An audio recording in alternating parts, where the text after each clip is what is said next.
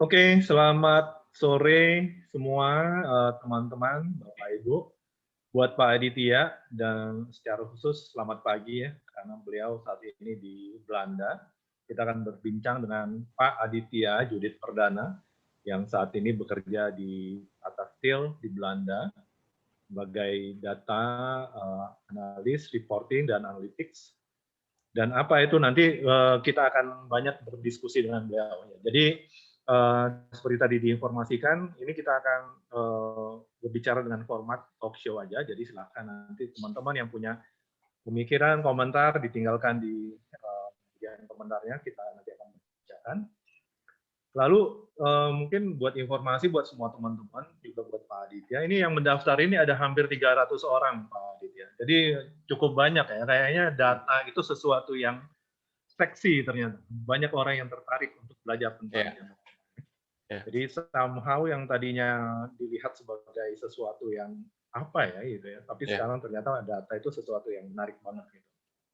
Ya, dan komposisi pesertanya itu ada bermacam-macam ya, tapi ada profesional, mulai dari level yang high, yang seperti director level, terus kemudian, tapi ada juga yang mahasiswa ya, jadi ini benar-benar various, dan kemudian industrinya juga macam-macam, oil and gas, ada mining, terus kemudian pesertanya selain Aditya ternyata ada juga yang dari Belanda, satu orang yang daftar, dan kemudian dari Jepang, ya, jadi selain dari Indonesia.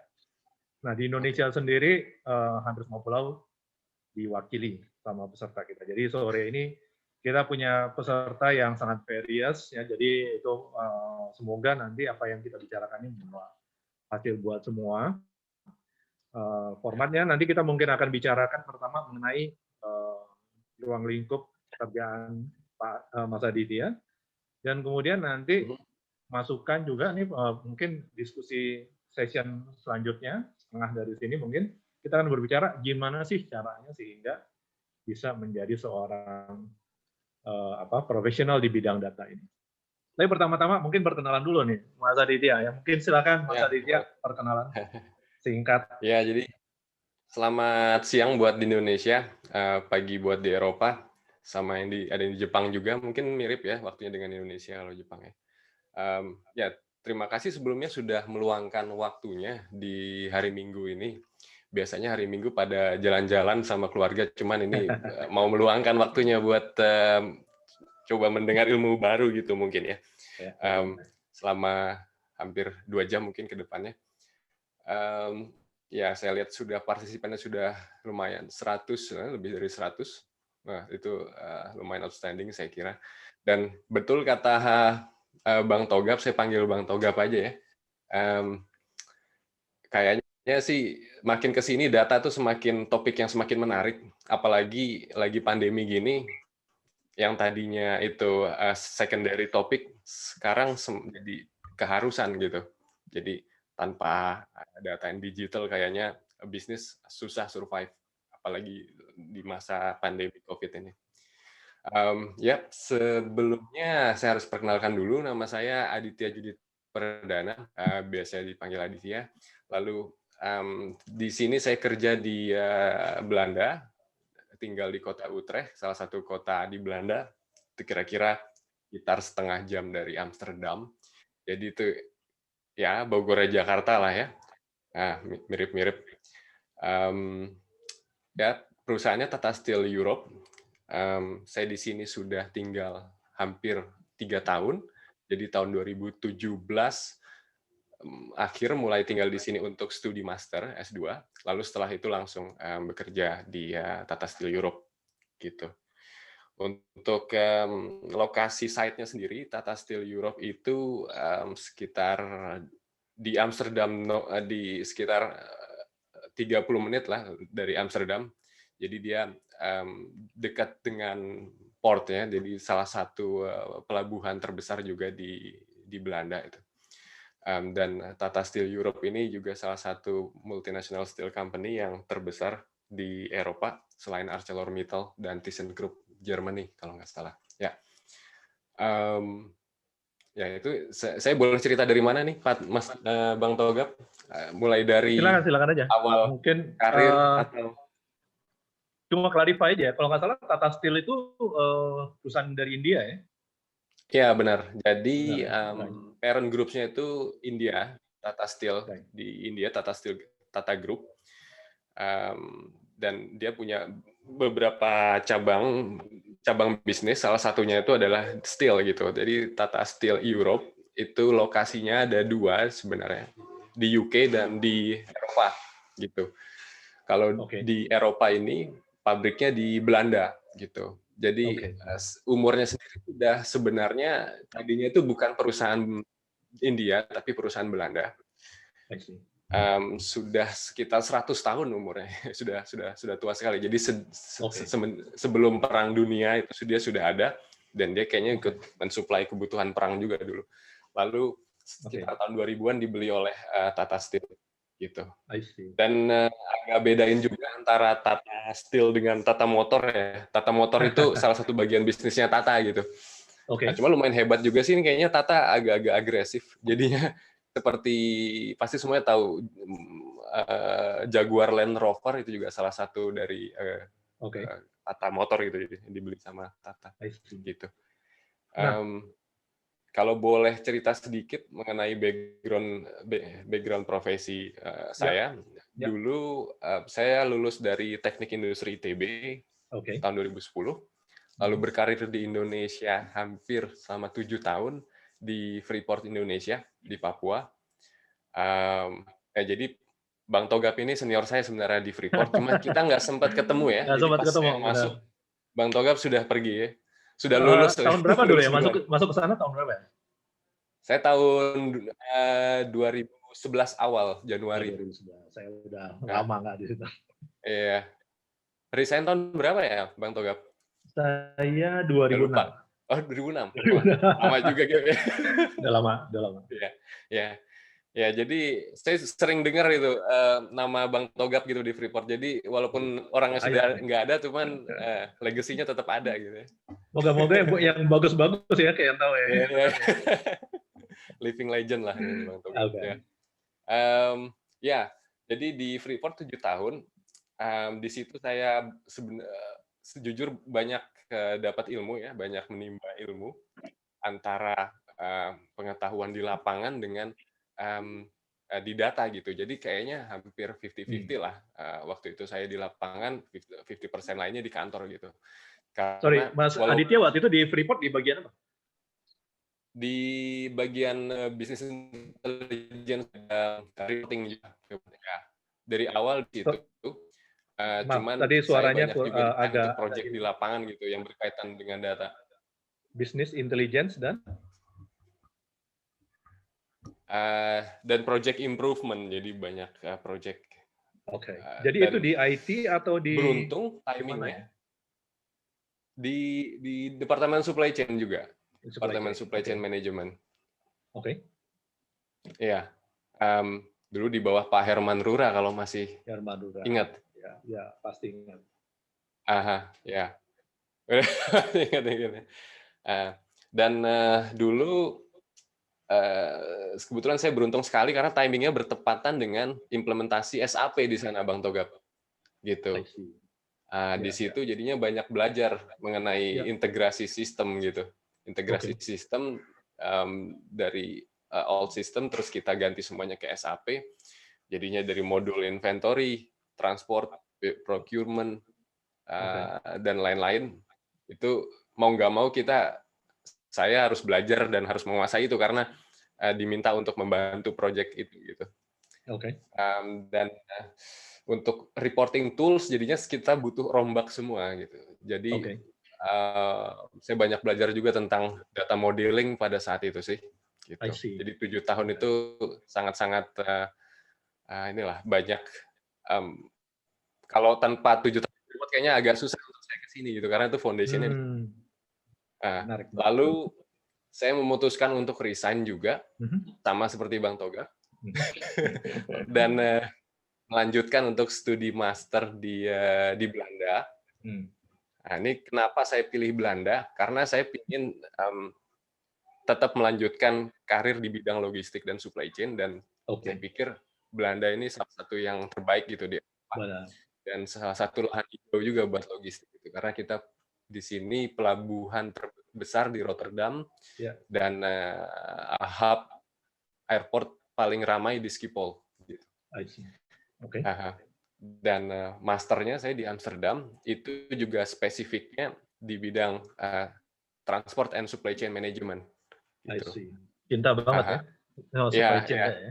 Ya karena sudah terlanjur tercebur ya sudah gitu. Harusnya jangan pindah-pindah lagi kan. Pulang dari awal gitu. Lalu dari situ langsung ke Tata.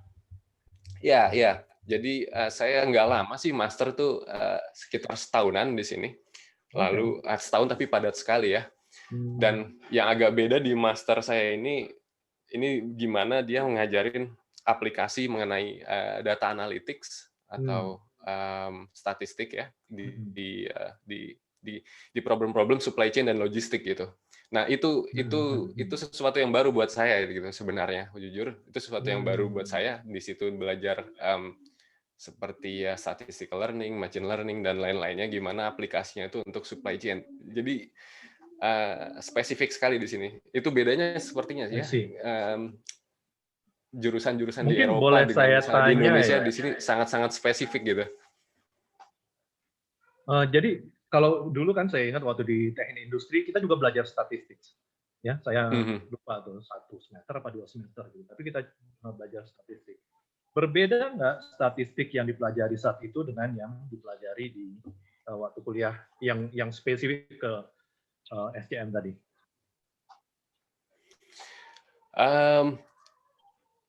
Setengahnya sama, setengahnya berbeda gitu. Jadi dasar-dasar seperti operation research, terus statistik industri itu tetap dipakai, gitu, tetap ada dan tetap diajarin lagi kemarin waktu master.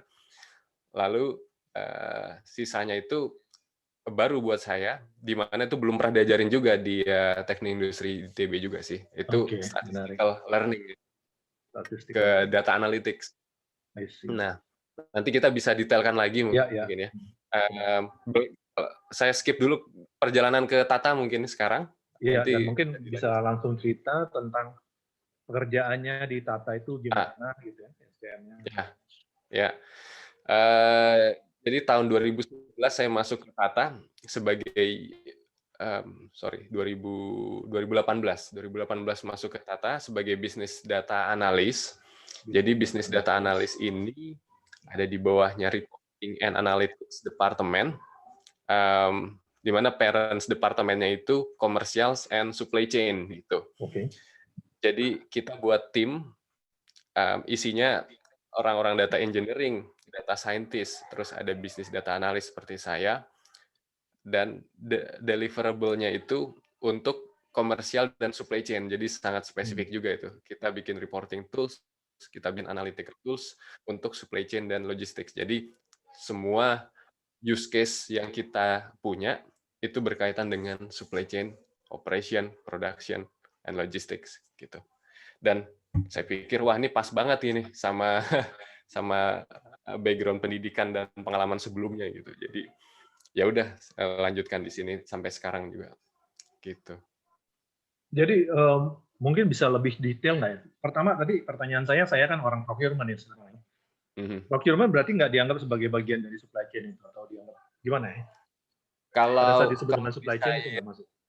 Ya karena kita lebih fokus di outbound logistics ya, dari mulai produksi, inventory-nya juga barang jadi coil gitu ya, terus sampai outbound logistics sampai transport ke customer gitu. Jadi procurement-nya ini biasanya untuk raw material dan itu di manage oleh departemen yang terpisah gitu. Namanya strategic sourcing gitu. Jadi udah beda lagi gitu. Artinya data dari procurement itu bukan termasuk tanggung jawabnya. Enggak. Ya, jadi bukan playground saya tuh. Unfortunately bukan playground saya for procurement di sini. Cuman untuk supply chain, logistik, onboard logistik, transport dan inventory. Nah, di situ areanya. Sama sales juga karena supply chain-nya untuk mensupport sales and marketing gitu. Marketing. Saya kira. Jadi kalau disebut dengan inventory, apakah termasuk inventory misalnya barang-barang spare parts buat pabrik gitu ya? Kalau kita dulu kan di Freeport kan begitu ya disebut inventory semuanya gitu. Apa ini hanya yang berhubungan dengan barang yang mau dijual?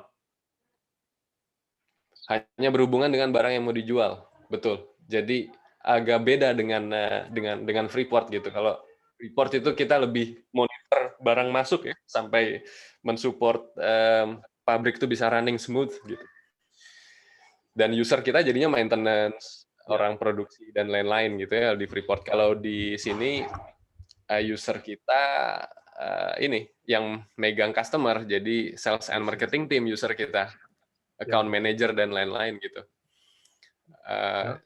Ya gitu. Jadi kita manage dan monitor data untuk dari mulai dia produksi, planning sampai di gudang, coilnya, kita monitor berapa banyak di yard sampai masuk vessel dan ya tergantung transportnya mau vessel kereta atau truk ya sampai ke customer Tata Steel di seluruh Eropa gitu. Jadi boleh nggak cerita ya in a day, like typically dalam sehari-hari ya, kira-kira Mas Aditya ini ngapain aja nih? Typically. Sebelum atau setelah pandemi nih agak beda. Oh oke. Mungkin sebelum lah, normally ya. Normal. Ya, dulu normalnya sih kita mulai di kantor itu jam 8. Lalu ada beberapa meeting yang kita lakukan yang langsung physically dengan kolega kerja gitu. Nah, tapi beruntungnya dulu juga sudah menerapkan agile way of working. Jadi kita punya Scrum framework, kalau pernah dengar ya Scrum framework, dan itu ternyata sangat membantu, terutama pas kita WFH gini di pandemi. Jadi ininya hampir mirip gitu, dan kecepatan kita untuk mendeliver sesuatu itu tidak terdelay, hampir sama sekali tidak terdelay, dan kayak nggak ada bedanya. Malah kadang-kadang lebih produktif sih, karena kita reduce ya travel time ya, jadi nggak perlu ke kantor. Jadi saya di rumah ini full WFH, login jam 9 gitu, udah bisa login jam 9. Lalu setiap jam 10 pagi kita ada yang namanya daily stand up meeting. Itu salah satu activity di Scrum framework juga. Nah, dulunya itu daily stand up itu kita benar-benar berdiri sih, jadi nggak boleh lama gitu. Tapi yang dibicarain itu nggak boleh lama. Dalam daily stand up ini? Jadi itu sekitar 15 menit, 10 menit yang dibicarain adalah apa yang kita capai kemarin, apa yang akan kita kerjakan hari ini, gitu. Sama ada nggak kira-kira backlog atau impediment? Impediment itu apa ya bahasa Indonesianya? Kendala yang kita bisa selesaikan bersama kolega atau tim kita gitu. Jadi ya intinya sih bukan update progress sih sebenarnya, tapi remove obstacle gitu. Kita punya kendala apa, siapa yang punya kendala apa, kita selesaikan, ada yang bisa bantu nggak gitu. Tiap hari begitu. Jadinya bisa smooth gitu. Dan setiap 2 minggu sekali kita sprint planning ya untuk nge-plan aktivitas dalam 2 minggu ke depan gitu. Nah, ini bisa jadi satu topik sendiri nih, agile ini. Karena banyaklah itu ininya konsepnya ya. Kita karena kita cascade dari objektif departemen jadi namanya feature, dari product backlog yang di bawah product backlog jadi task yang kita bisa tackle tiap hari gitu. Jadi itu yang dimonitor sebenarnya. Jadi terserah mau kerja kapan atau login jam berapa, terus atau logout jam berapa, tapi asal itunya semua terdeliver ya aman aja gitu. Jadi itu sebenarnya konsepnya awalnya dari tech industry ya, itu biasanya untuk software development gitu. Benar. Cuman ini makin ke sini makin expand ke area lainnya juga, karena memang untuk manage project yang sangat kompleks itu berguna sih kalau menurut saya. Mungkin daripada pertanyaan project saya, manajemen konvensional gitu. jadi ini kan ada data nih, berbagai macam jenis data dari berbagai macam tempat, ya. Ini diberikan kepada Mas Aditya atau Mas Aditya kumpulkan sendiri. Lalu tujuannya nanti apa nih, data ini diapain oleh Mas Aditya dan kemudian apa hasil akhir yang di-expect nanti? Iya. Kira-kira. Saya sebagai bisnis analis kan tugas utamanya itu building use case ya. Jadi kita kumpulkan dulu stakeholder-nya. Kita benar-benar project base ini, Bang Togap, di departemen saya. Kayaknya 90%, 95% gitu. Kegiatan kita emang project, bukan day to day gitu. Jadi project sudah deliver, kita serahkan ke user, langsung jadi business as usual gitu. Terus kita kerjain yang lainnya lagi. Ada yang mau di-improve atau mau dibuatkan tools apa gitu. Nah, gitu. Jadi kembali ke pertanyaannya itu, jadi tergantung use case-nya gitu. Use case-nya apa? Bisa kasih contoh kita nggak mau, ya, saya ada share sedikit kira-kira seperti apa gitu, kalau boleh. Boleh. Jadi karena company proprietary, jadi saya nggak bisa share slide-nya, tapi saya bisa share screen sebentar. Ya. Ini kan kita rekam nih, hati-hati nih Mas, jangan sampai ada data proprietary ya. Mungkin sebelum kita sampai ke situ, kita tanya, saya ada pertanyaan dulu nih. Oh, boleh. Mungkin ada istilah data analis, ada istilah data engineer, ada istilah data analytics. Semua ini kan berbeda-beda ya sebenarnya artinya. Ya. Mungkin bisa tolong di-share gitu, kira-kira apa sih artinya masing-masing bedanya gitu ya. Ya, kalau ada dua ya, data analisis dengan data analytics itu sebenarnya mirip-mirip. Cuman bedanya kalau data analisis itu tidak melibatkan model matematis. Itu aja sebenarnya. Kalau data analytics melibatkan model matematis. Udah. Itu yang bikin rumit di situ. Distribution, statistik ya. tadi. Jadi mungkin ada ya konsep-konsep statistik sederhana diimplementasikan juga di data analisis. Cuman nggak terlalu ribet biasanya. Dan data analisis kita mungkin sebutnya kalau kalau di data analitik sendiri itu kan ada 3 tuh ya. Kalau menurut saya secara garis besar, pertama itu descriptive analytics, predictive analytics, sama prescriptive analytics. Nah, yang descriptive analytics ini itu mirip-mirip dengan data analisis karena dia hanya melihat apa sih yang terjadi dalam setahun ini, apa yang terjadi beberapa bulan terakhir.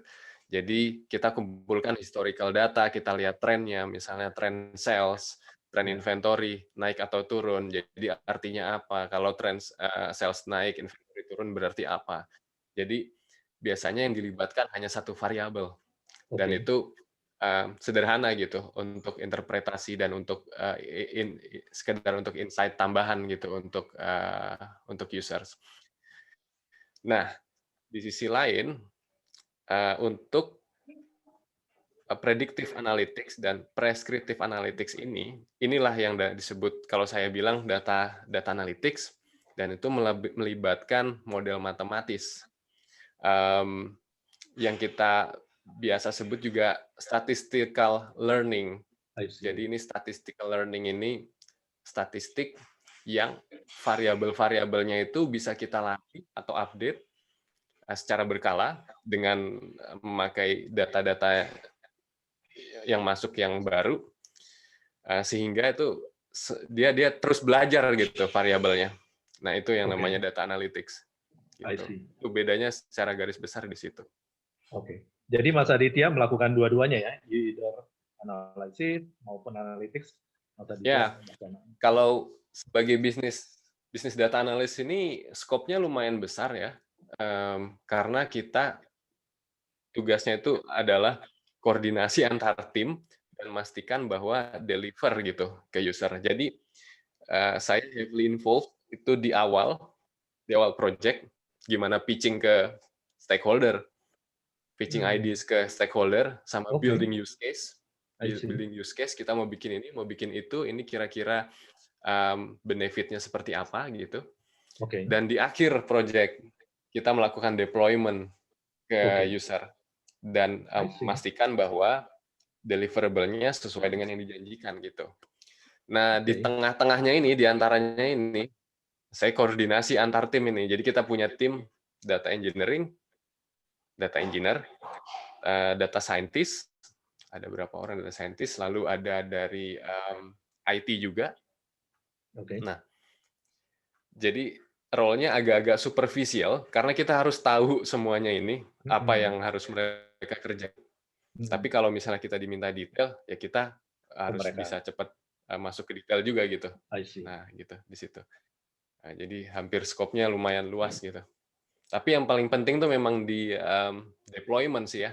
Kita gimana nge-engage user kita gitu supaya mereka pakai dan emang bermanfaat buat mereka gitu. Kalau enggak percuma aja kita udah capek-capek tapi nggak ada value-nya. Gitu makanya kenapa di semua use case di kita track EBITDA uplift-nya itu berapa gitu. Oh, wow. Nah, kita jadi ada beberapa, kalau nggak salah terakhir itu saya ada hampir 10 use case gitu, dan itu secara total EBITDA value sudah million euros gitu. Jadi disitulah itunya benefit yang dirasakan langsung sama perusahaan dengan adanya data analytics gitu. Karena departemen saya ini juga lumayan baru sih, Bang Togap. Jadi 3 tahun lah, mirip saya join. Jadi pas saya join tuh baru dibentuk gitu.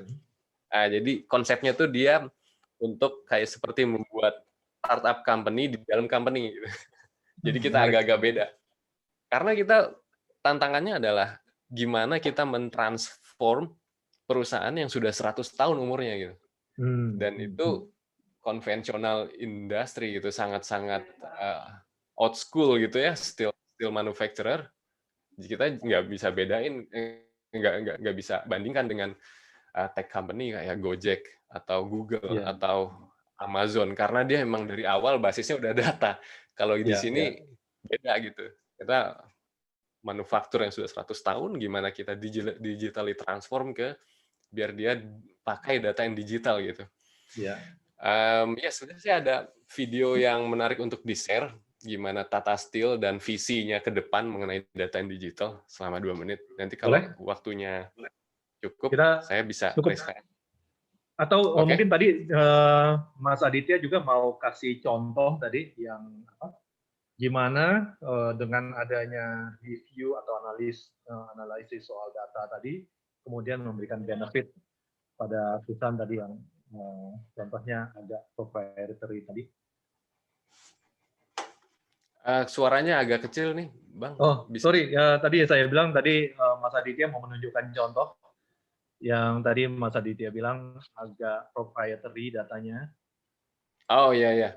Oke, ya mungkin cepat aja sih itu. Jadi sebentar, 1 menit.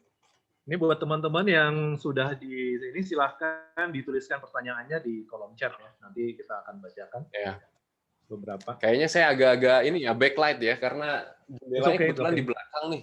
Terus mataharinya semakin lama semakin masuk. Tadinya terang nih jadi gelap nih, padahal sudah pakai lampu banyak. Oke.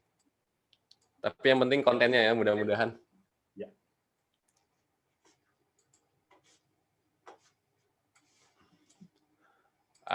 Biar saya gampang ada ceritanya sini, jadi saya share screen sedikit.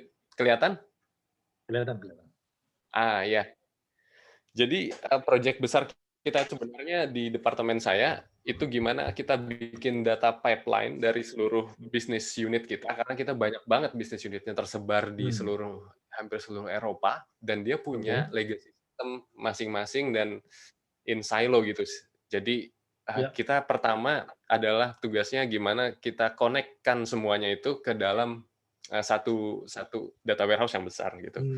Nah, itu data analytics ini nggak akan efektif kalau data warehouse-nya itu bukan cloud gitu. Jadi kita semua harus kumpulin dulu datanya di dalam cloud.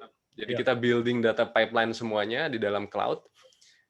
ini beberapa teknologinya lah yang kita pakai, karena seperti pada umumnya perusahaan besar ya, mereka nggak jauh-jauh dari Microsoft ya. Jadi ini serba Microsoft sebenarnya. Jadi untuk cloud platform kita pakai Microsoft Azure, Azure Data Factory. Ya kita di situ manage semua transactional data, mulai dari invoices, stock, production. Terus kita juga manage master data gitu. Jadi kita kumpulkan juga master data dari seluruh business unit. Kita kumpulkan jadi satu, kita govern di satu tempat di cloud ini, master data, transactional data semuanya ada di sini. Nah, use case yang kita punya, nah itu jalan semua di cloud ini gitu, termasuk advanced analytics ini, kita pakai Python, pakai R dan lain-lain gitu. Kembali ke penjelasan kayak saya sebelumnya, jadi semua use case yang kita punya, ini contohnya ada demand forecasting, capacity forecasting, logistics, sales analytics, terus ada virtual mill design, ini gimana kita balance capacity dengan demand. Nah, itu semua kita track itu uplift-nya. Nah, jadi kita bisa tahu benefit-nya itu berapa million gitu setiap use case gitu. Ini yang sudah proven, yang sudah ini EBITDA-nya sudah diimplement ya. Ya. Jadi sudah deploy, sudah jalan. Lalu kita ukur uplift-nya berapa gitu. Berapa working capital yang kita bisa reduce, berapa sales yang kita bisa improve misalnya. Oke. Mungkin sebagai contoh ya, saya ambil contoh yang paling atas nih, demand forecasting. Apa yang terjadi sebelumnya dan apa yang terjadi kemudian gitu. Sebelumnya bagaimana dan kemudian hasilnya setelah ini dilakukan apa gitu. Bedanya. Sebelumnya itu forecast-nya berdasarkan judgement aja oleh account manager. Oh, kita ini diminta nyediain sekian coils gitu. Ya kira-kira berdasarkan pengalaman dulu ya nggak sampai segitulah gitu. Misalnya lagi musim kayak gini berarti ya jadi semuanya hampir 100% itu judgement sebelumnya. Jadi ya itu errornya banyak banget ya dibanding kalau kita bandingin dengan aktual pasti. Nah, sedangkan kalau demand forecasting kita ceburin tuh analytical advanced analytics dan kita combine dengan judgment juga. Jadi lebih akurat dan banyak variabel yang kita bisa masukin gitu. Nah, terakhir ini di demand forecasting sebelumnya kita ada beberapa model matematik yang untuk memprediksi. Barusan kita migrate ke model baru. Jadi cuma satu model, kita pakai deep learning untuk bisa sekali satu model untuk cover semuanya gitu. Nanti mungkin bisa dijelasin lagi untuk konsepnya gimana kalau misalnya kita ada waktu. Oke. Mungkin sekarang kita gimana moderator mau bertanya dulu?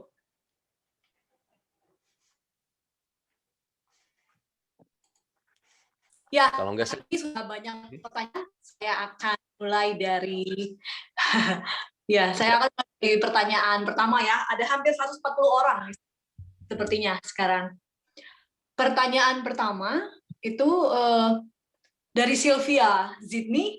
Pertanyaannya, prinsip utama di dalam bidang teknik industri apa, Pak? Prinsip utama itu adalah saya langsung jawab boleh atau mau dikumpulin? Silakan. Satu pertanyaan langsung dijawab.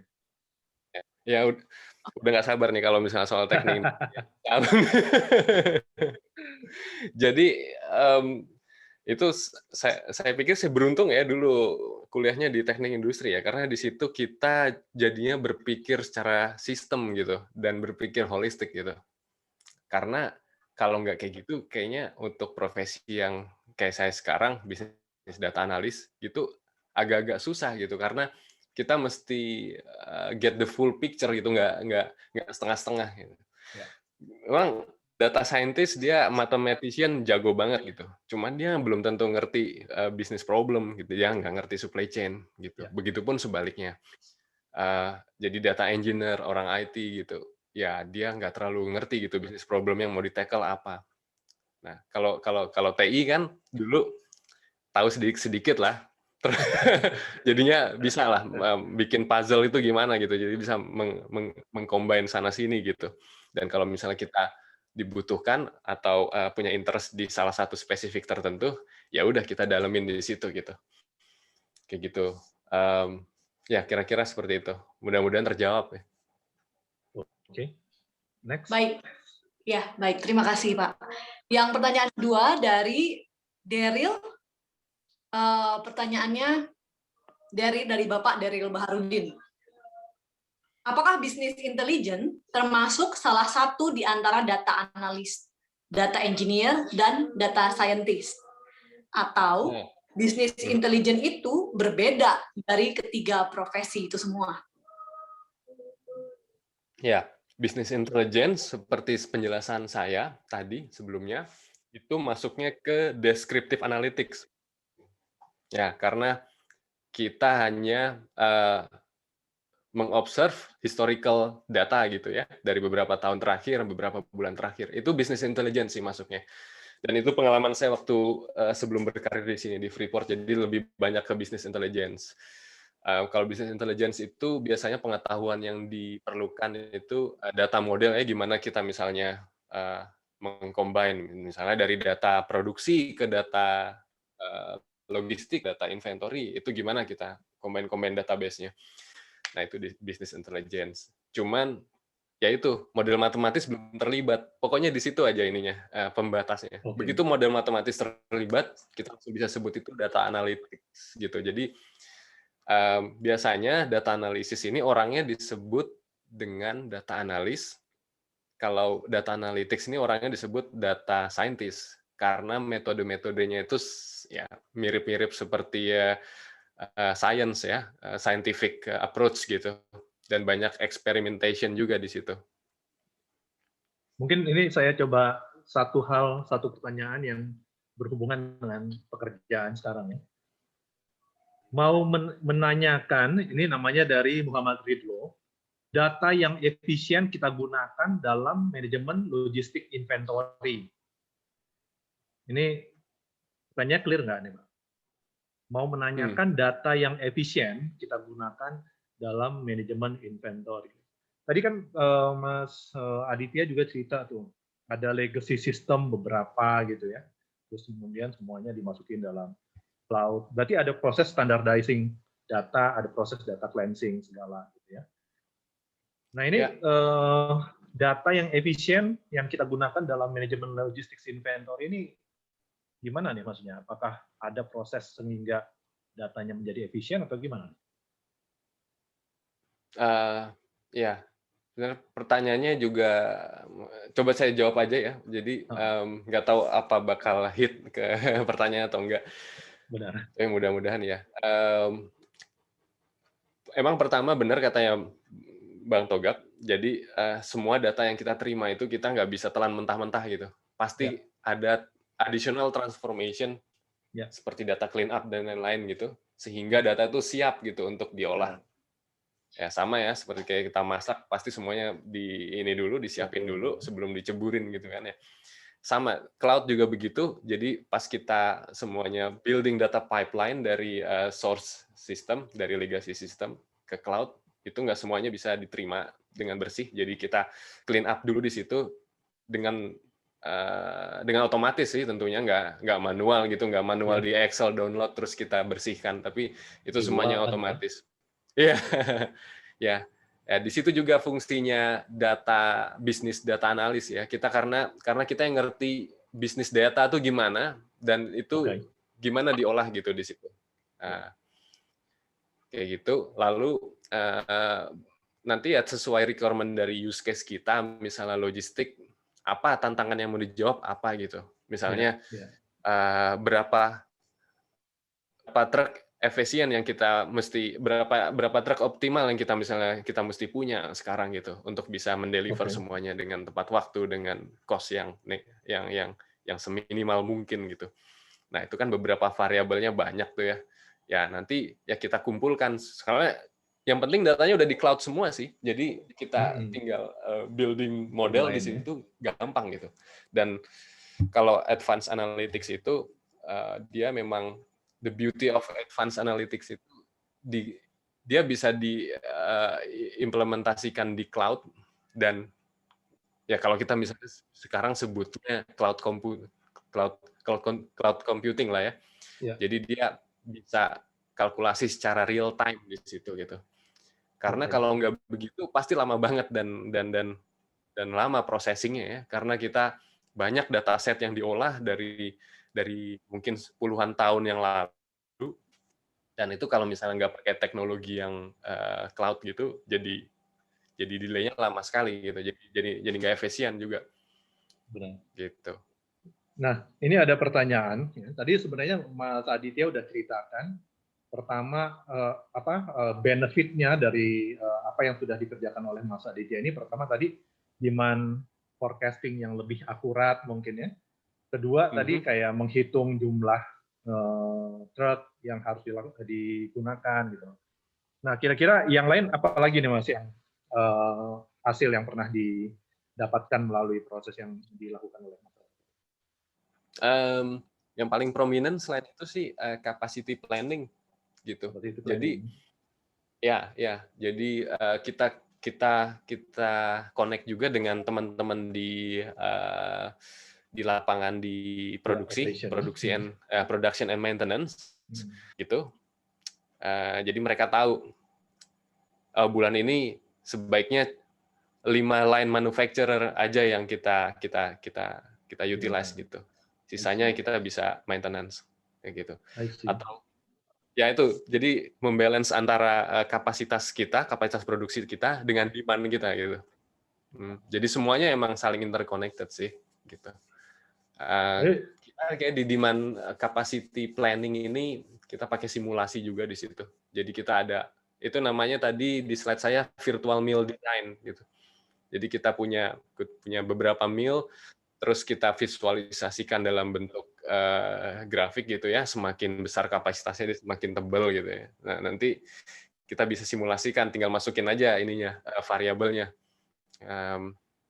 Variabel misalnya pastinya resource dan lain-lain ya, tenaga kerja berapa orang, terus habis itu line-nya yang lagi up berapa banyak, terus demand-nya ini berapa banyak, produknya itu jenis apa, nanti dia hitung gitu sesuai dengan ya itu lumayan kompleks juga sih sebenarnya. Jadi efeknya itu banyak banget ya, demand, perencanaan transport, perencanaan maintenance, perencanaan operation. Jadi hasilnya sebenarnya banyak banget tuh dampaknya ya, benefitnya itu banyak banget. Ya, betul. Pada bisnis gitu. Yang menarik itu sebenarnya kan steel manufacturing itu adalah old ya. Kalau dulu kita belajar di teknik industri itu adalah itu steel manufacturing itu contoh yang digunakan untuk industri yang lama gitu, yang tua gitu, karena udah bertahun-tahun ya, beratus tahun mungkin kan. Sekarang dia jadi mau menggunakan model data untuk bisa lebih akurat dan lebih savings. At the end cost savings mungkin atau gimana Pak? Ya. At the end cost savings atau gimana? Tujuannya dua, karena kita di supply chain ya. Jadi tujuannya dua, increase sales, improve sales, atau reduce working capital. Itu aja. Itu aja yang dikejar sebenarnya. Gitu. Dan kemudian working capital ini dengan inventory gitu ya. Ya. Oke, mungkin sebagai kita tambahan informasi, sebagai tambahan informasi juga, jadi ada satu sister departemen juga dari departemen saya kan reporting analytics yang untuk serve kebutuhan komersial dan supply chain. Di waktu yang sama Tata Steel Europe ini juga bikin satu tim untuk manufacture, namanya manufacturing data into the cloud gitu. Jadi kita ada dua, dan yang manufacturing data ini benar-benar dia spesifik di manufacturing, di mana mereka implement itu juga kalau nggak salah IoT, jadi Internet of Things gitu, beberapa sensor di pabrik. Tapi itu di luar scope sih, jadinya masih tambahan aja. Oke. Tapi itu data dari IoT itu nggak masuk ke Mas Aditya? Sampai sekarang sih belum. Mungkin nantinya kalau kita makanya tuh kreatifannya bisnis data analis aja, kita mau bikin use case apa gitu. Kalau misalnya nih kayak saya kepikiran buat inventory spare part gitu. Inventory spare part kita mau max yang optimal berapa sih gitu. Dan kita ukur berdasarkan pabrik yang aset-aset di pabrik yang bakal perlu maintenance gitu, ya kan? Jadinya kita bisa pasang IoT di aset di aset di pabrik itu, dia downtime yang kita bisa tangkap datanya dan kita bisa pakai untuk memprediksi. Oh ini kalau udah pemakaian sekian berarti bulan depan nih bakal down nih dan dia butuh maintenance dan butuh spare part. Nah kayak gitu misalnya. Tapi ada satu tadi yang sangat menarik ya. Jadi ternyata kerjaannya Mas Aditya ini bukan hanya untuk memproses dan memberikan rekomendasi, tapi juga menjual ide ya ternyata ya. Iya benar. Menarik tuh. Jadi gimana tuh? Iya makanya kita sebut kayak ini kayak startup company di dalam old company gitu. Karena kita pitching ID gitu. Pitching ID ke IT board, terus dia yang funding gitu. Jadi kayak internal consultant ya? Internal consultant. Karena kalau nggak kayak gitu agak susah karena culture-nya udah beda gitu. Culture-nya yang 100 years company terus dulunya BUMN nih, kan dulunya BUMN ya. I see. Ya jadinya beda. Terus kalau misalnya kita hire kayak consultant dari luar, bukan in-house, ya agak susah juga karena nggak punya lack of ownership lah, terus dia nggak terlalu mengerti proses lapangannya gimana gitu. Jadi ya ini kayaknya win-win solution yang paling pas nih. Ya kita bikin departemen agak high risk juga sebenarnya.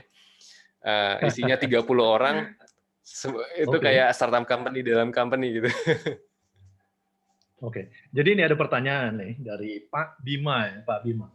Bagaimana mengukur keberhasilan setiap proyek? Tadi sempat disinggung ada peningkatan EBITDA, tapi mungkin aja kan sebenarnya peningkatan EBITDA tersebut disebabkan hal-hal yang lain gitu, bukan dari hasil analisis data ini. Tapi gimana tuh bisa disimpulkan bahwa benar hasil dari analisis ini dan rekomendasinya itu yang menyebabkan EBITDA ini naik? Gitu. Apakah, kalau saya ya, tambahin pertanyaan saya, apakah, tadi kan memang Mas Aditya juga bilang ada tracking, dibandingkan pada waktu kita pitching idea, tentunya kita masukin juga dong, target EBITDA kenaikannya sekian persen, nanti di akhir dibandingkan juga nggak tuh hasilnya? Gitu. Iya, sebenarnya simpelnya gini, waktu kita bikin tools, lalu kita simulasi, kan udah bisa simulasi juga cost-nya berapa gitu. Ya karena itu juga bagian dari model gitu kan. Kalau bagian dari model itu kan dia ada target namanya minimize cost misalnya. Lalu ketemu model yang paling optimal sekian. Cost yang diminimize itu bisa sekian gitu. Nah, nanti pas kita implementasi, ya kita validasi aja. Oh benar, ternyata itu terjadi. Ya udah kita capture itu sebagai EBITDA uplift. Gitu aja sih sebenarnya. Iya. Jadi memang tapi di awal pada waktu membuat business case ada targetnya juga. Oh iya, pasti. Karena kalau nggak dikasih funding juga. Jadi yang dijual itu adalah EBITDA uplift yang dijanjikan gitu. Jadi habis itu, nih sekian. Jadi kita perlu dapat funding berapa gitu. Nah, gitu. Kalau nggak, ya nggak akan ngejual sih. Gitu. Oke.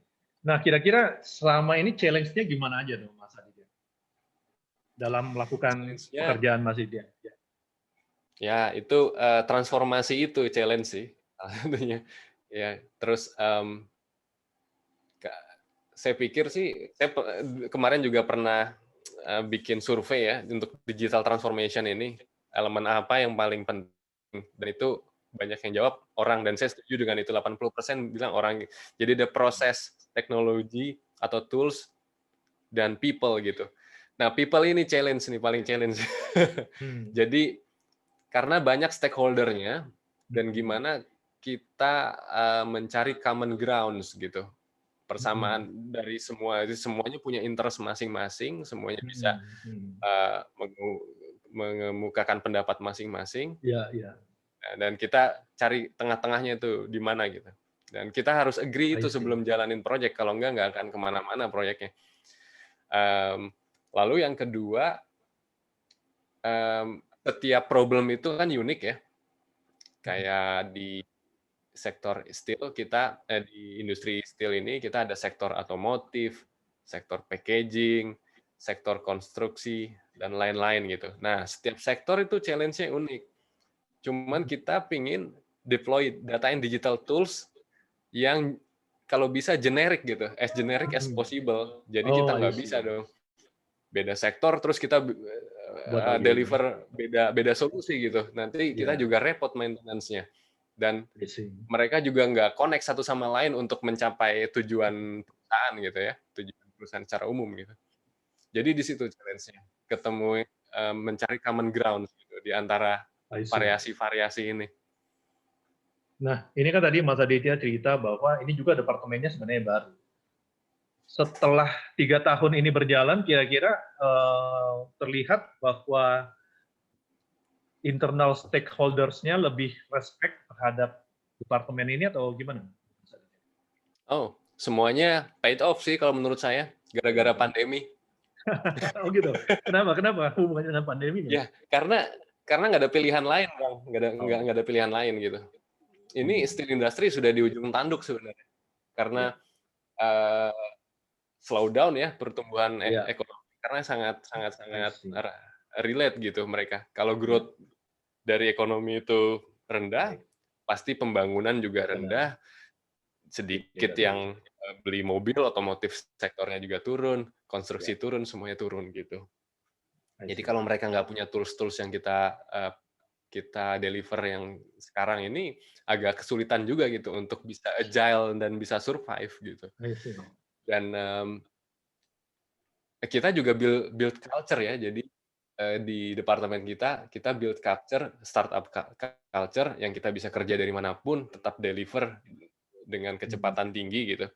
Nah itu kita tularkan juga ke kolega lain dari departemen lain gitu. Jadinya ya kita tetap bisa inilah ya.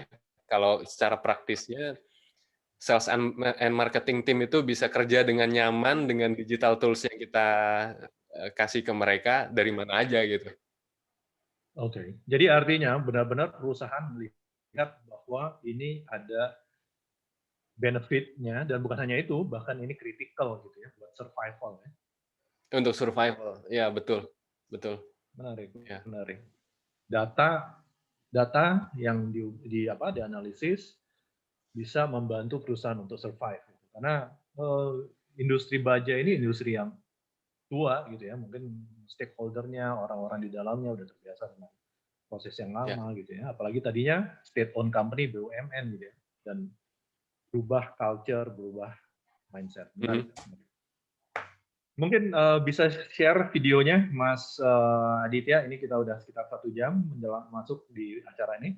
Mungkin bisa share tentang Tata Steel supaya teman-teman dan saya juga. Dan di dalam video ini ada visi digital Tata Steel ke depan juga sih. Jadi sangat-sangat relate. Sudah kelihatan ya screen-nya ya? Oke. Teman-teman, pertanyaannya masih bisa dimasukkan, saya tahu. Ya.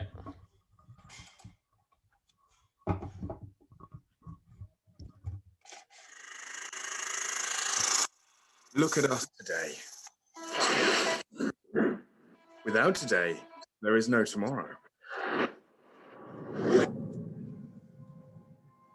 Today, we are building for tomorrow. A tomorrow for Eric. When he grows up, the world will be digital, smart, connected, and shared, developing in a sustainable way.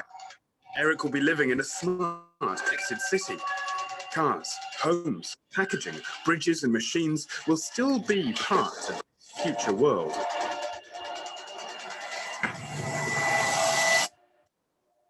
In Eric's world, steel may be endlessly recycled in smart factories, where machines become intelligent and identify their own needs. Send signals to engineers working in augmented reality. Smart factories will be fully designed and tested before they are implemented and built. Value chains are transparent, integrated, and flawless. What human skills are needed in an automated, data-driven world? How do we learn? Tomorrow's steel companies are managers of the steel cycle, operating CO2 neutrally with zero waste, where steel returns to where it was originally produced. Steel into steel.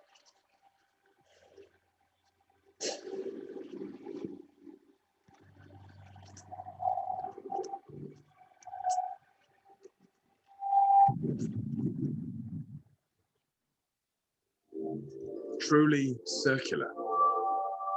A world in which steel products are no longer owned by customers, but leased. Products as a service, sustainable. A constant digital link with customers and suppliers worldwide. A perfect cycle, always connected. Will this be Eric's exciting tomorrow? A tomorrow we do not yet know. We cannot predict the future, but we can be prepared for a tomorrow that starts today.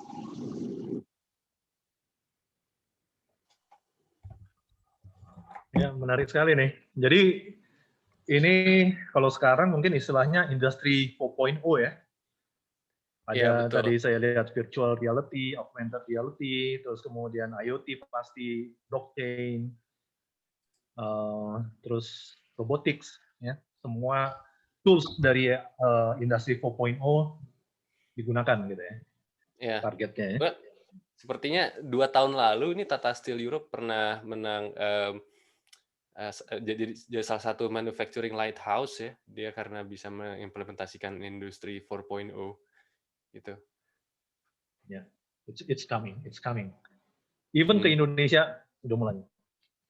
Ini fase kedua nih ya, kita akan bicara lebih banyak tentang khususnya ini buat teman-teman mahasiswa dan mahasiswi juga yang tertarik nih jadi data science. Ini ada beberapa pertanyaan, mungkin tapi silakan Mas Aditya share dulu.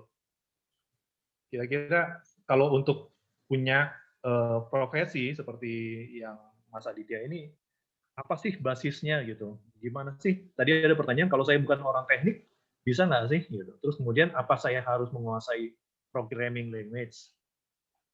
Ya,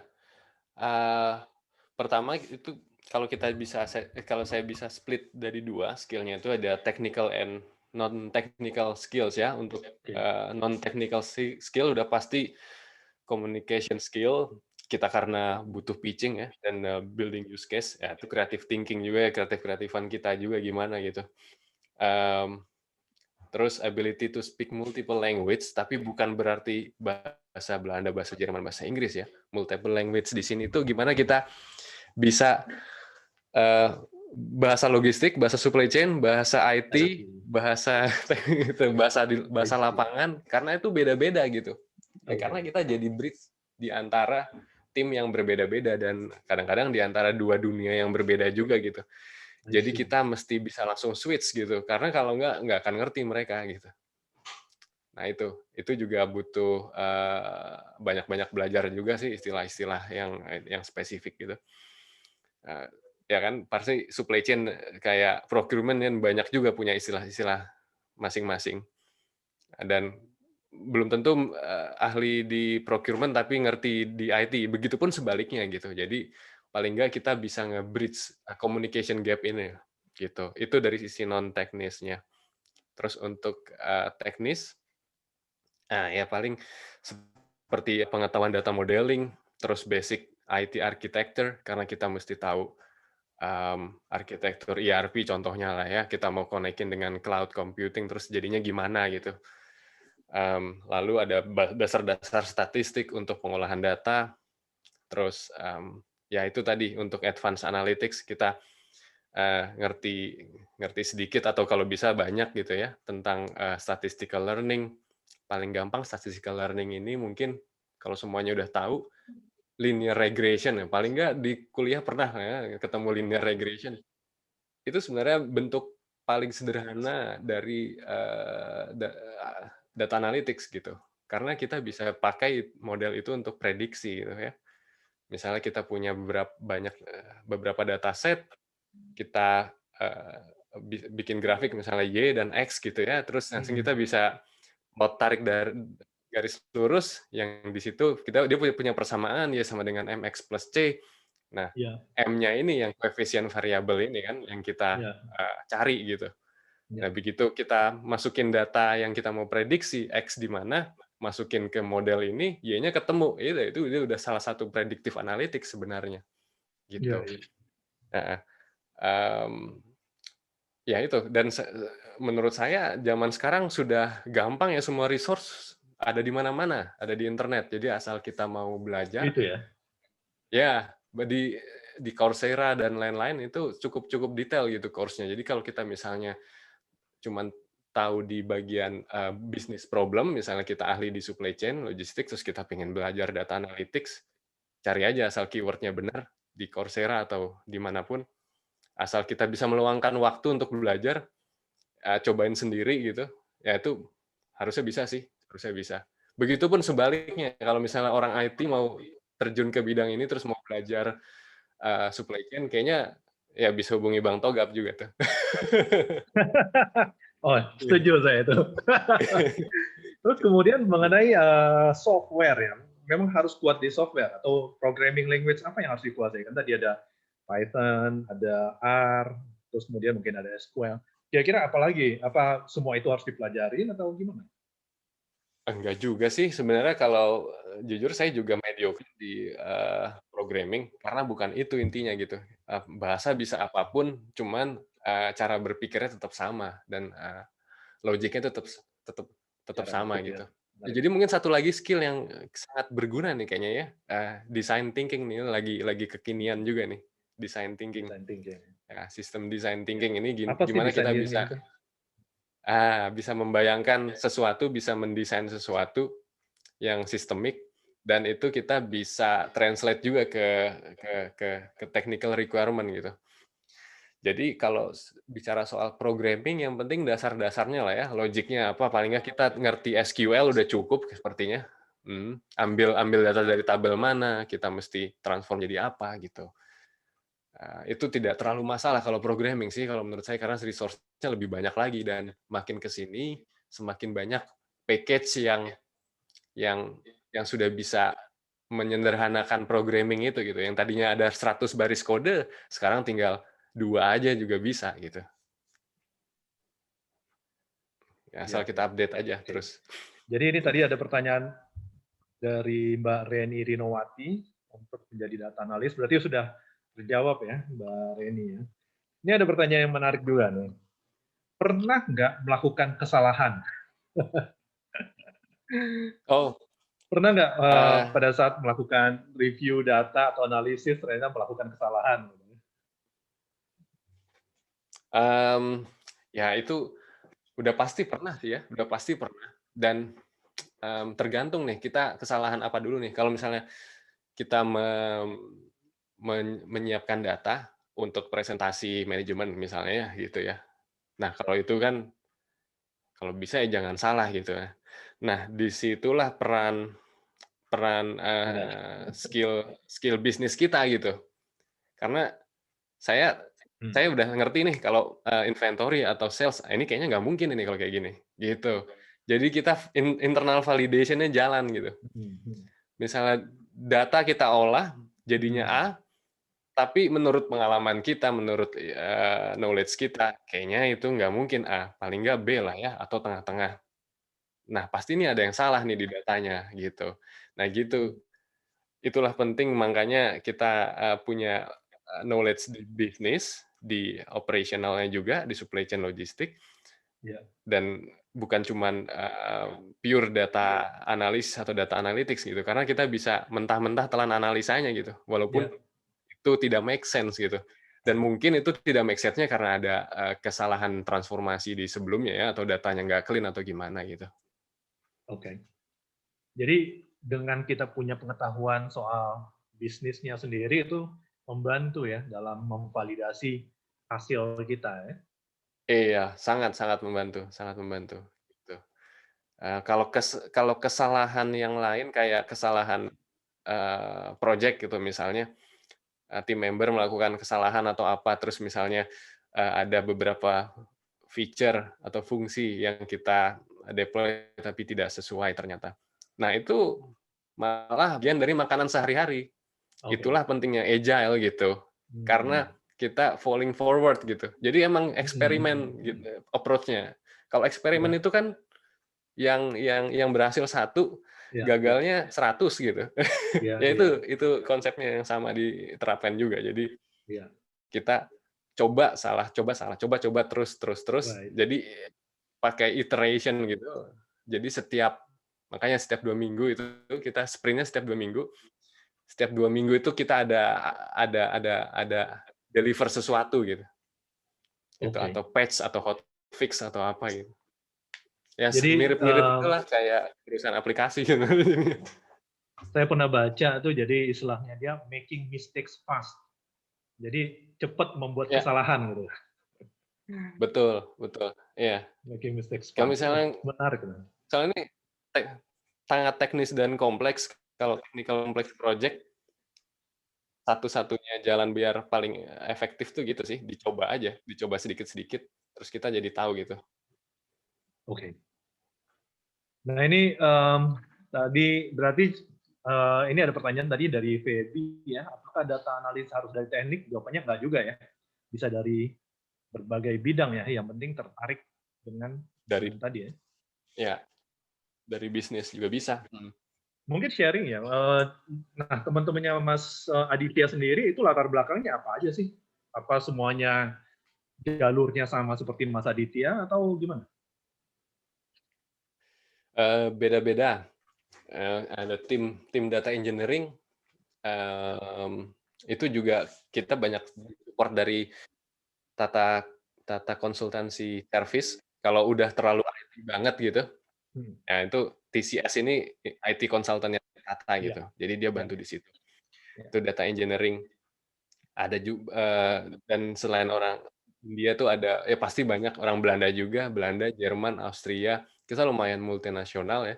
Lalu data scientist-nya kolega saya ada dari Rumania, itu Eastern Europe. Ada dari Iran, ada dari Yunani gitu. Jadi mereka pure mathematician gitu, yang emang makanan sehari-harinya model matematik gitu. Jadi udah cocok jadi data scientist. Lalu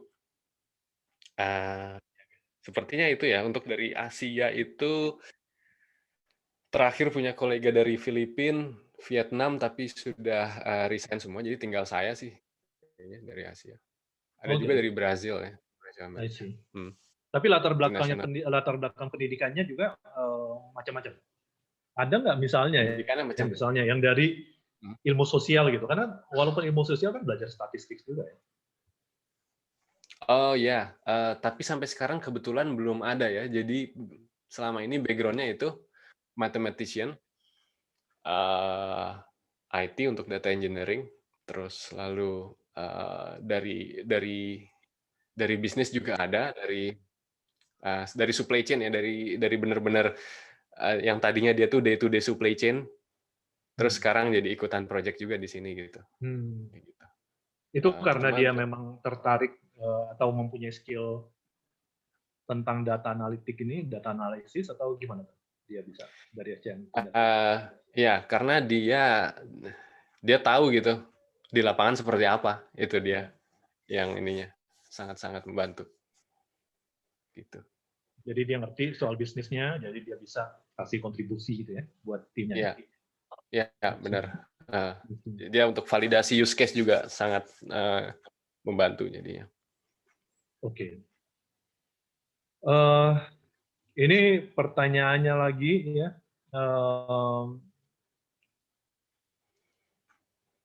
Ini pertanyaan-pertanyaan ini sudah lebih itu ya, berhubungan dengan bisnis ya. Jadi, nah ini secara spesifik tentang kondisi sekarang nih, yang berhubungan dengan COVID. Ada nggak kira-kira proyek Mas Aditya yang saat ini yang berhubungan dengan inventory control dan apa kira-kira yang dilakukan gitu terhadap inventory tersebut? Kalau selama COVID ini nggak ada spesial project ya, karena semua yang dilakukan sebelum COVID itu relevan semua, jadinya nggak ada yang COVID terus kita bikin project apa gitu untuk tackle ini. Nggak Atau juga ada sih, nggak? lebih ke pemanfaatan aja. I see. Ya. Tapi artinya basically either ada COVID atau enggak, basically sebenarnya sebagai kayak internal consultant selalu mencari celah untuk optimizing berarti ya, untuk mengoptimalkan produksi, Betul. penjualan, distribusi dan lain sebagainya gitu, sehingga bisa memberikan value tadi bagi usaha. Nah, ini sebenarnya kan menarik ini ya, maksudnya kenapa Mas Aditya nggak balik nih ke Indonesia? Mungkin build company seperti ini jadi consultant buat berbagai old style companies yang ada di Indonesia atau? Iya.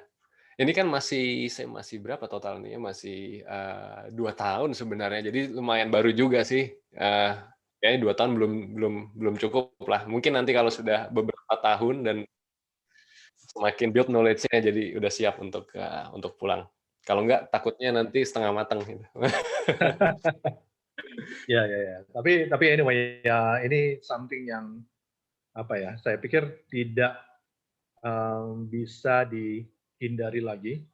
Perusahaan yang mau bersaing, bahkan seperti tadi Mas Aditya bilang mau survive, sudah harus memikirkan mengenai datanya. Maksudnya selama ini beroperasi mungkin dengan intuisi aja, tapi kedepannya ya harus menggabungkan ya. Jadi intuisi nggak bisa hilang ya, Mas Aditya. Intuisi tetap nggak bisa hilang. Dia sifatnya adalah ikut apa ya namanya, peer review lah ya istilahnya. Kita punya otak manusia nih, sama satunya punya otak model, gitu. Jadi itu saling mempeer review satu sama lain gitu. Gitu. Dan solusi digital ini lebih sustainable. Kenapa? Karena manusia ini kan bisa pergi kapanpun gitu. Ya. Jadi kalau misalnya kita kehilangan orang itu, ya kita kehilangan knowledge itu, resikonya besar gitu. Benar. Dan itu. Jadi kita punya manusia yang punya apa namanya, wise dan knowledge dan judgement-nya dia. Dan kita punya data lapangan nih, kasarnya gitu. Model matematis itu bisa menggabungkan keduanya gitu. Jadi judgement orang juga bisa dipredik maksudnya. Jadi kita gimana mindahin apa yang ada di otak orang ini ke model gitu atau ke digital solution gitu. Gitu. Dulu pengalaman saya riset waktu S2 untuk tesis kan, kebetulan saya internship juga di ini Bang Togar, di cabang Freeport yang di Rotterdam. Kalau tahu dia punya cabang di Rotterdam. Ada. Oke. Ya. Ada, walaupun kecil tapi dia processing. Dia dapat raw-nya dari Amerika, dari Peru kalau nggak salah ya. Terus molybdenum dia produknya. Nah itu di situ ada beberapa expert maintenance. Dia tuh udah tahu gitu kalau misalnya musim dingin atau musim panas, terus habis itu beberapa mesinnya ini dia bunyinya seperti ini atau begitu. Ini bentar lagi nih bakal ini nih, bakal downtime nih. Gitu. Dari bunyi ya? Iya. Nah itu kan kalau kita kehilangan orang itu susah kan. Jadi ada satu atau dua. Begitu dia cuti nggak ada yang tahu gitu. Misalnya. Nah saya juga waktu itu proyek kemarin dari sensor yang ada di mesin ini kita analisa, jadinya kita bisa predik. Terus kita kawinkan nih dengan judgement-nya si orang ini gitu. Jadi dari model itu kita bisa running, bisa simulasi, walaupun orangnya nggak ada. Cuman kalau berdasarkan pemikiran orang ini dan data sebelum-sebelumnya, ini keputusannya seperti ini gitu, misalnya. Jadi itu hubungannya untuk mengoptimalkan proses maintenance ya. Iya, betul. Jadi memastikan bahwa kalau maintenance spare part-nya tersedia, gitu aja sih I intinya. see. Gitu. Tapi Ya, kan hubungannya itu dengan istilahnya kayak preventive maintenance atau gimana tuh jadi? betul. Preventive maintenance. Jadi balance-nya antara minimize cost inventory tahunan dengan minimize cost dari failure gitu, dari failure mesin. Iya, karena kalau sudah terlanjur failure, breakdown pasti lebih mahal lagi gitu. Benar. Gitu. Nah ini pertanyaannya masih berhubungan dengan background, gimana menjadi seorang data analis. Ini pertanyaan dari Rianda.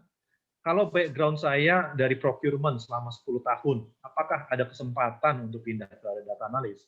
Soalnya menurut dia, ini data analis ini sangat menarik. Gimana menurut Mas? Oh ya, pasti. 10 tahun itu sudah knowledge-nya pasti udah matang banget ya di bidang procurement problem gitu. Jadi saran saya kalau misalnya mau ke expand ke data analis, expand atau migrate ya. Tapi kalau saran saya sih expand sih, jangan migrate ya. Jadi expand ini artinya procurement-nya nggak ditinggalin, tapi data analisnya, knowledge data analisnya kita acquire, terus kita solve problem-problem procurement pakai data analis yang kita baru pelajari gitu. Jadi tinggal lengkapi aja pengetahuannya sama statistik yang lebih detail, data analytics yang lebih detail. Banyak sih sebenarnya contoh-contoh penerapan ke bidang procurement juga gitu. Ya, ya. Nah, dulu kenapa Mas Aditya mengambil di Rotterdam untuk sekolahnya? Di Belanda, ya itu tadi saya cerita karena salah satu hub logistik yang paling di Eropa dan ya lahan subur juga buat profesional logistik gitu. Karena dulu saya mikirnya pas sebelum kuliah saya juga mikir kalau misalnya lulus itu demand-nya tinggi nggak gitu. Benar. Nah ya jadinya ya kalau pasarnya kurang menjanjikan juga ya malas juga ke situ gitu kan. Benar. Jadi dilihat dari situ ya, berpikirnya jauh juga ya waktu itu ya. Iya benar. Oke. Karena Nah, emang terus ke depan, sorry. Silakan. Ya karena saya juga dulu mikir juga data ini bakal jadi lebih bermanfaat sih ke depannya.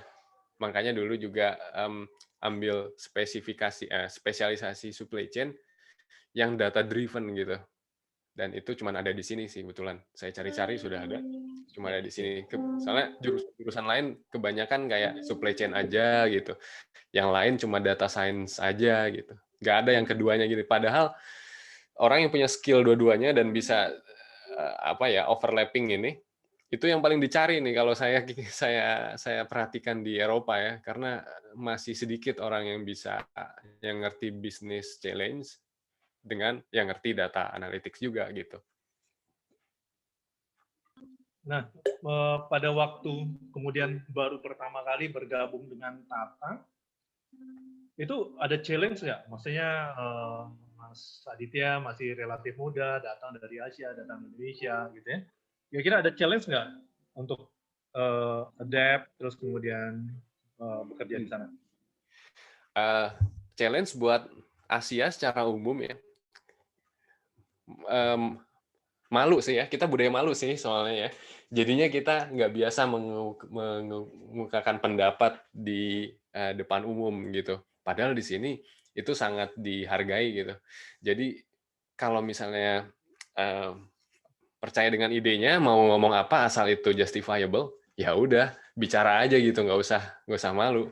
Dan itu yang di awal-awal saya agak kagok juga gitu, jadi banyak diemnya gitu. Kalau di Asia kan atau di Indonesia bawahan diem berarti bagus, nurut tuh, nurut, ngerti, dikerjain gitu. Nah kalau di sini diem malah ditanyain, kamu udah ngerti apa enggak gitu. Kalau misalnya kita banyak mengemukakan pendapat sendiri, terus kita challenge ide bos itu biasa banget di sini. Itu malah dihargain gitu. Even men-challenge ide bos, fine ya, gitu ya. Iya, malah itu yang diharapkan gitu. gitu. Di situ terutama culture ya. I see. Tapi dari segi makanan kalau di Belanda nggak masalah ya, nasi goreng ada ya, nasi goreng. Oh banyak. Di Indonesia di mana-mana. Gitu. Oke, mungkin kita akan, kalau nggak ada pertanyaan lagi atau ada yang pertanyaan lagi, kalau nggak ada mungkin kita akan menyudahi diskusi kita, pembicaraan kita ya. Saya berterima kasih buat Mas Aditya. Tapi sebelumnya Mas Aditya, mungkin silahkan Ya. Closing remarks. Saya ada link yang mau saya share, itu PDF ya, buku Introduction to Statistical Learning. Saya posting di chatbox aja. Itu gratis tuh. Nah, itu bisa dipelajari dari situ tuh kalau tertarik lebih dalam ke statistical learning. 1 menit ya, coba.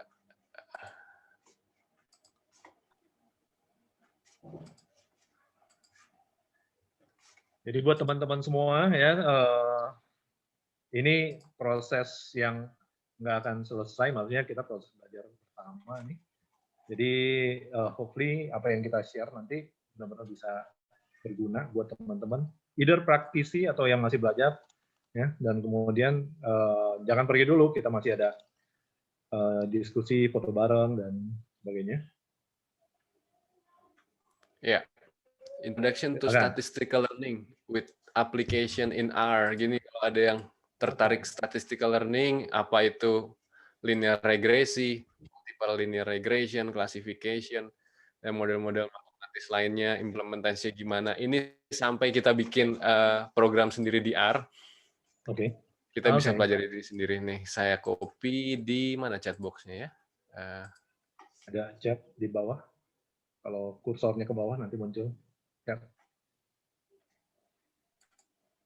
Oh, nggak muncul apa ini di sini ya? Oke, mesti stop. Boleh share. Nanti atau dikirim ke saya nanti kita share. Oke, ya. Masuk ya? Ya, bisa kelihatan. Sip. Itu mantap tuh. Kalau misalnya bisa meditasi sebulan tuh bukunya habis.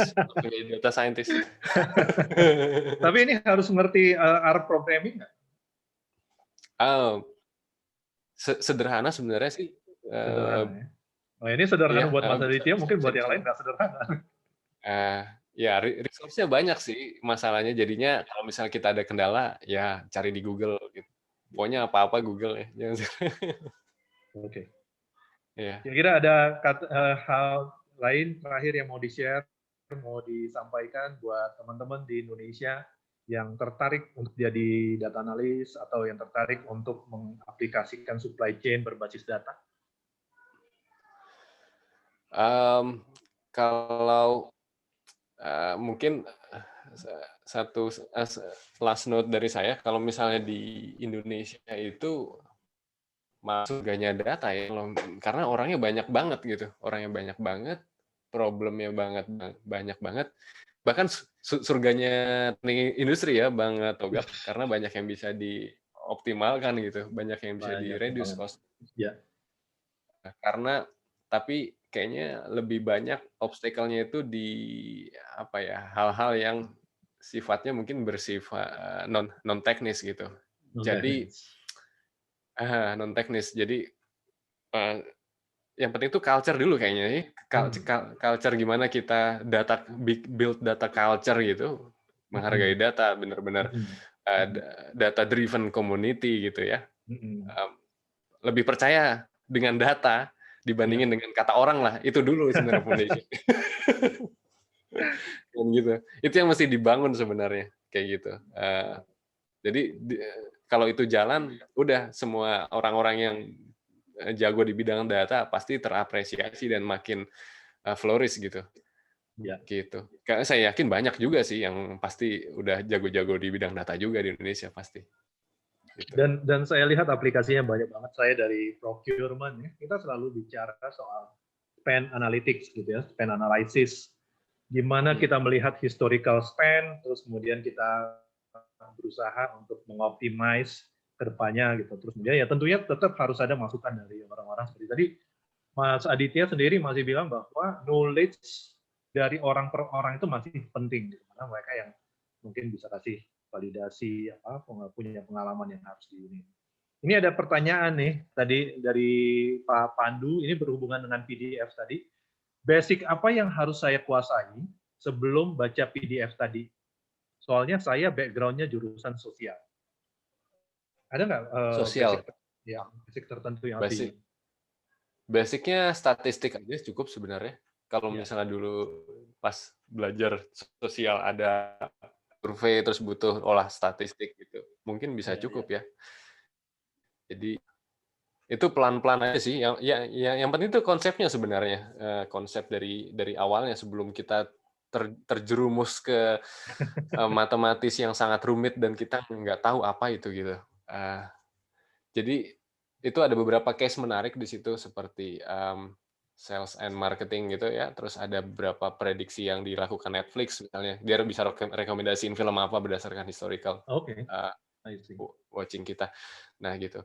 Dan yang kalau saya bisa pesankan itu selalu berawal dari yang paling sederhana kayak linear regression. Itu udah paling sederhana itu. Nanti kita bisa kembangkan semuanya dari situ. Dan itu menariknya di situ. Kalau saya misalnya punya 5 menit, ya saya jelasin sedikit. Ya kan, kayak misalnya simple linear regression, Y sama dengan MX plus C, itu garis lurus. Nanti kalau kita misalnya beberapa variabelnya cuman 1X, jadi ada 3X.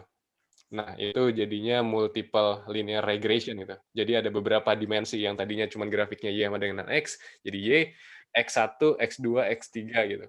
Nah, hal-hal yang seperti itu kita nggak bisa pecahkan di atas kertas pasti kan. Dan kita butuh komputasi. Disitulah powerful-nya. Itu model dengan cloud computing gitu. Karena data sets kita semuanya di cloud, terus bisa dihitung gitu semua. Kalau orang yang ngitung nggak akan mungkin ketemu gitu. Jadi mesti mesin yang ngitung. Dan ya untuk selain ada linear regression, saya ceritain sedikit aja kontennya dari buku itu ya. Selain linear regression, ada yang non linear gitu. Itu linear itu masih gampang. Kalau non linear, jadi garisnya itu bukan lurus, jadi dia lebih ngikutin pattern-nya gitu. Nah, itu yang tadinya model formulanya dari X1 MX plus C biasa itu jadi kuadrat semua ya. X kuadrat plus X3 plus X pangkat 3 plus X pangkat 4. Semakin namanya polynomial distribution itu kita bisa cari di Google, langsung ketik aja polynomial distribution, itu ada bentuk grafisnya, ada bentuk model matematisnya, bahkan ada bentuk matrix and vektornya. Dulu kalau pernah belajar matrix vektor tuh dapat juga. Jadi kalau misalnya buat orang-orang yang mungkin ngeluh, ini kayaknya kalkulus nggak kepake nih waktu pas kerja, nah mungkin bisa coba gitu. Cuman package dari program sekarang seperti R itu sangat memudahkan, jadi kita nggak perlu hitung manual matrix vektor lagi. Jadi ya sudah tinggal cemplung aja ke formula, kita punya formula, kita pasang di situ, sudah bisa di running sendiri gitu. Jadi itu konsepnya data analytics, itu linear regression, multiple linear regression, ada non-linear regression, terus nanti gimana kita belajar mengenai training data sets, validation sets, kita misalnya ada 100 record data, 70% dari 70 records-nya itu kita pakai buat ngebentuk model, itu training data sets, jadi modelnya, terus sisa data set-nya itu dicemplungin lagi ke modelnya itu untuk validasi akurasi gitu ya.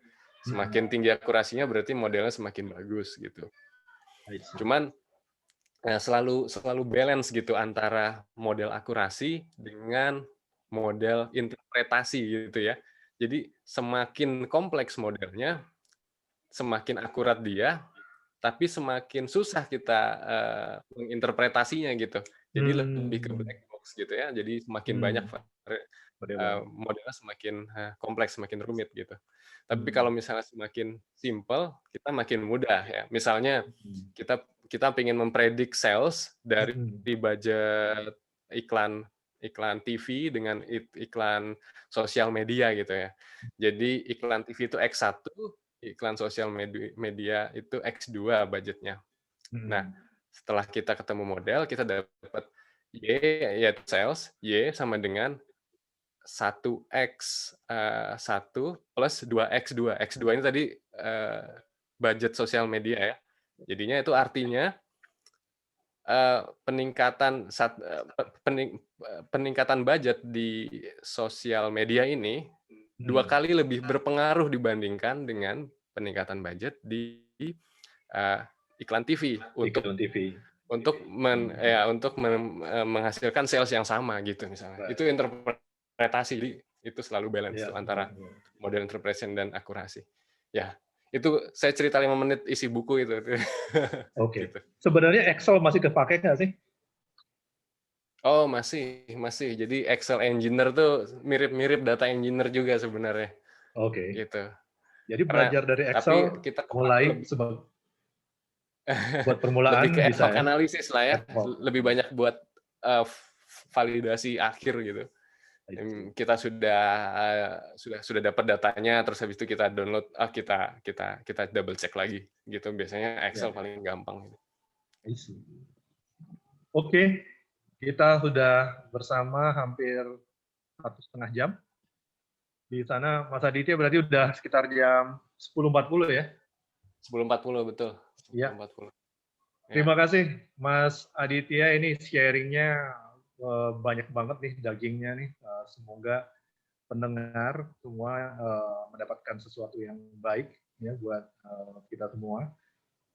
Dan kita mendoakan Mas Adit sukses di sana, menjadi duta bangsa Indonesia juga di Belanda sana. Dan hopefully nanti kembali kita bisa kerja sama. Oh iya. Ada something yang bisa kita kerjain. Ya. Jadi terima kasih juga kesempatannya ini. Saya baru kali ini akhirnya bisa terchannel gitu kalau mau sharing session teman-teman di Indonesia. Nanti next mungkin kita pikirkan topik yang lain lagi, karena kayaknya masih banyak yang harus kita bicarakan lagi. Oke. Jadi again ini Bincang Karir Profesi Bidang Data bersama Mas Aditya Judith Perdana dari Tata Steel in Europe di Belanda. Ini adalah event kerjasama antara Transformation Indonesia, Komunikatif dan IPS Indonesian Procurement Society. Silahkan bergabung di LinkedIn masing-masing ya kita, dan atau kalau mau add LinkedIn saya juga silahkan, dan saya kembalikan pada moderator. Oh ya, saya juga berterima kasih buat Mbak Betty dan Mbak Gaby yang sudah membantu moderator dan teknisinya. Silakan Mbak Betty. Ya, terima kasih Pak Aditya dan Pak Togap untuk bincang-bincang yang sangat fruitful ya sore ini. Tadi ada yang mengatakan di antara chat, di kolom chat itu peserta yang mengatakan, wah ini sore yang menyenangkan gitu. Ya, kami sangat senang kalau bisa menjadi acara yang berguna dan menyenangkan. Baik, sebelum kita usai acara ini, sebelum kita tutup, saya mau ingatkan sekali lagi bahwa kami akan mengirim survei singkat untuk menjadi masukan bagi kami yang akan mencoba mengadakan acara semacam ini secara rutin. Kami akan mengirimkan survei singkat itu secara japri ke nomor peserta.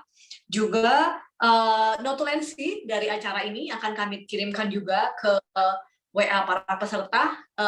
Di situ nanti para peserta bisa melihat notulensi lewat link Instagram. Lalu itu saja, dan mari kita foto bersama seperti yang sudah dijanjikan tadi sejak awal. Mungkin Mbak Gaby, bagaimana? Bisa kita foto bersama? Mungkin semuanya boleh tolong nyalakan kamera.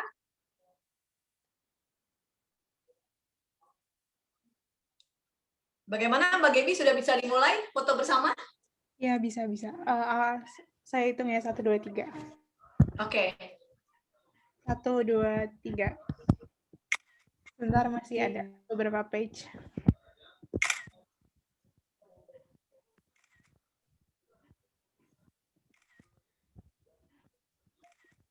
Oke, masih? Udah semuanya. Udah semuanya? Udah. Oke. Mungkin nanti fotonya boleh juga kami kirim ke para supaya bisa melihat dirinya di foto di forum ini. Terima kasih dan sampai bertemu di acara Bincang Karir berikutnya. Terima kasih buat Selamat sore semua peserta. semua. Terima kasih Mas Aditya. Ya. Terima kasih Gaby. Terima kasih Gaby.